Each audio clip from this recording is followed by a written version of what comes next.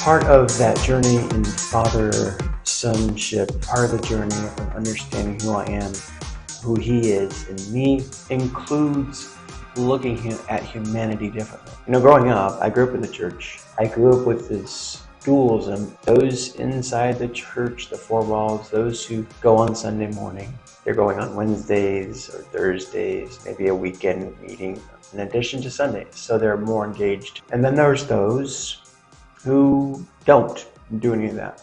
They're outside the four walls. As a kid, I played sports, went to school with them. So there was engagement, interaction, but it was always them, those who were lost, right? And you can throw all the different Christian jargons out that were used to describe those who were not faithful attenders. Because that's really what they were. I mean, they weren't coming on Sunday morning, so obviously they must be part of that group. Although we had a love for mankind, for our neighbors, for friends who didn't go to church, who didn't participate in religious activities, there was always this internal separation. And we always prayed for them, hoping that they would find the truth, find the light. I'm not belittling the genuine heart, because it is a genuine heart. But those who are suffering or hurting would find health, would find hope, would find joy, would find peace. Absolutely. But there was always this internal separation that was going on, built into the culture, built into the language, built into the thought life. When you've got everything bent towards getting people saved, you make it a real division there internally. It's internalized. So there was liberties and there was freedoms to go about and participate in the world.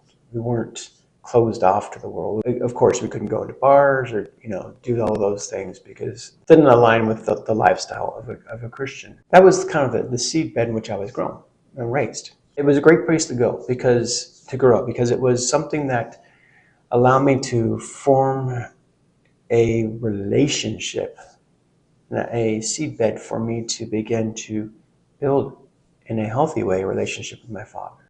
Over the course of my life, in his faithfulness and loving kindness, Father even began to just inject new ideas about him, about me, about humanity. He led me on quite a wild journey. I call it wild because it was my journey. And it wasn't something that I particularly would have chosen. But in his foresight, he knew what I needed. With my upbringing in church, that separation, there was something I was missing.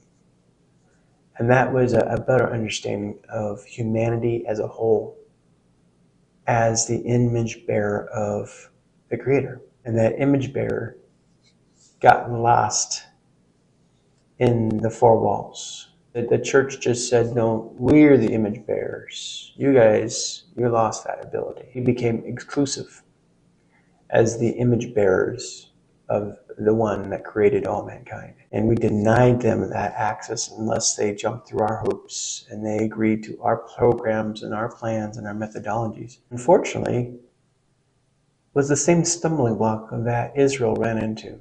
They became so self-focused, so self-important, that they saw the rest of the world as animals, as heathens, bereft of all godliness, of all godlike character, of all godlike nature. If they could ever attain to holiness, they might be able to come back into. The church brought a freedom to that in the early days when Christ came and walked on the earth and showed a kainos pattern in his life. His disciples began to follow that and imitate that. It took what was Israel's portion to demonstrate, to manifest in the earth, and gave it back and disseminated it back into all of mankind. No longer were the Gentiles left in the outer court, but now they were allowed to come in as well and be as the Jew. And what is Ephesians all about? The one new man in Christ. There's no Gentile or Jew. There's just humanity. That was what the apostles, the disciples were sent out to do, to say, hey, the good news is, guys, it was all for you anyways. It was for everyone. Over the course of the centuries, of course, as doctrines and dogmatic philosophies kicked in, became established principles in the church, you begin to see the same issues with Israel arising in the church. This exclusive attitude, us against them. We are the image bearers. We are the holy ones. They're not. And now if you want to come to the Father, you're going to have to go through us. And you're going to have to jump through our hoops, our programs, our methodologies. Otherwise, there's no salvation for you. And by the way, you're just heathens. You're broken vessels that don't have any connector to the God image anymore. You've cast it off. You've cast it aside. That was an unfortunate pathway, a turn of events in the church. It harmed the church's relevancy in creation, in humanity, because we segregate ourselves from humanity. We never were intended to do that. We were never supposed to repeat what Israel did. We were supposed to be embracing and bringing all of humanity into. That's what the disciples were about. To go into all the world and tell them the good news. It's for everyone. Not to separate ourselves out again. So here we are again.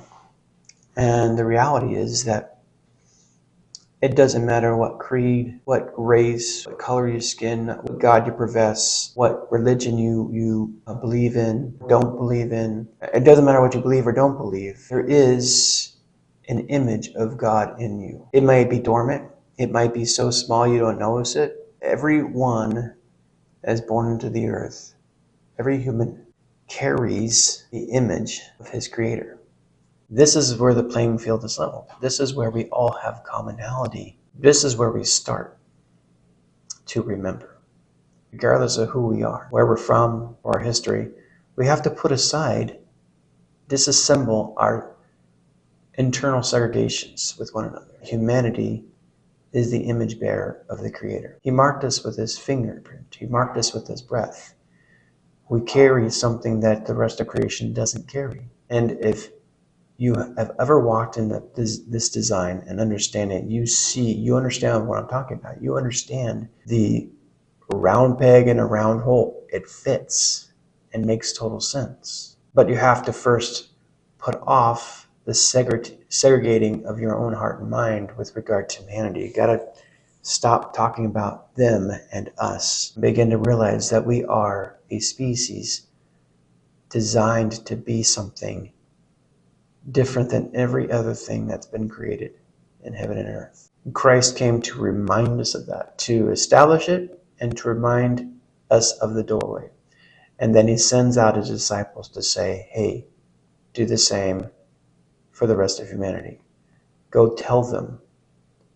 They're all image bearers. They're all designed to be like me, to come and be in the house of their Creator, their Father. And that's why you see the image of acceptance to not just the Jew, but to the Gentiles, and the grafting in of the Gentile nations, and the making of the one new man, that we all become part of the house of Yahweh, the house of the Father. It's been a rewiring of my thinking, a rewiring of how I integrate with humanity. I take away the separation of the four walls. I look at somebody at Starbucks and I don't say, are they saved or are they unsaved? Are they of the unwashed or are they of the holy? Christ went to the sinners. Why? Because he understood this. It's funny because we say Christ went to the sinners because we're looking through the lens of the Pharisee. Christ ate with the unclean. Why? Because we're looking through the eyes of the Pharisees. They're the ones that said they were unclean. They're the ones that said that they're the sinners. He did say, I go to the ones that are sick, but he went to the Pharisees too. They were just as sick. Christ goes to the sick, but he goes to eat with man. He goes to eat with those who receive him. That's really what it was. We shouldn't have an issue walking into a bar, walking into a tattoo parlor, walking into any establishment in your city and engaging your fellow mankind in love. Not to go in and preach the gospel and get them saved. Be the gospel. Go be the good news. Go be a light that reminds them of the nature that they're designed to be. And that's really what it is. So you look at somebody in Starbucks and you say, they're not them and us. They're a fellow member of the same species, invited into the same calling, invited into the same design. Not even just a calling, people. It's a design. It's marked into the DNA structure of mankind to be carriers of the God glory, of the creative breath.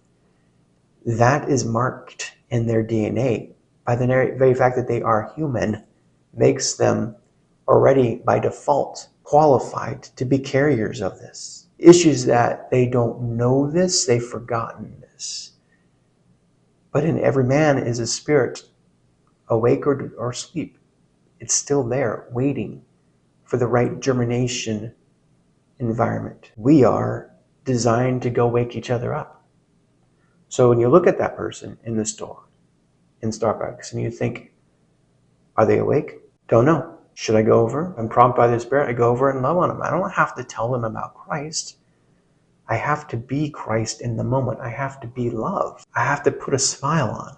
I have to receive them in my own heart even before I say a word, that they are a fellow co-heir into the kingdom, that they have the same possibilities as an image bearer that I do. Mankind is the vessel in which he designed and desires to impart his nature into. So we have to first remove the separation in our own hearts and minds and thoughts and way of thinking and speaking, so that we can then really truly be empathetic to our brothers and sisters of humanity, so that we can show them, remind them the Christ. This is all about remembering. When we were born into corruption, we forgot. There was a forgetfulness that creeped in by the Spirit of God, Ruach HaKodesh. We are awakened to the initial spark of memory.